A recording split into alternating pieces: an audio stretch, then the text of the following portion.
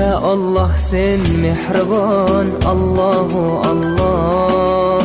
Seni deb qo'ydi bu jon, Allahu Allah. Senga muhtoj bor inson, Allahu Allah. Olamlarning Robbisin, Allahu Allah. Mu'minlarning panohi, Allahu Allah. Yuragimning sultoni, Allahu Allah. Hidoyat ayla bizga, Allahu Allah. Panoh bo'l yurtimizga, Allahu Allah.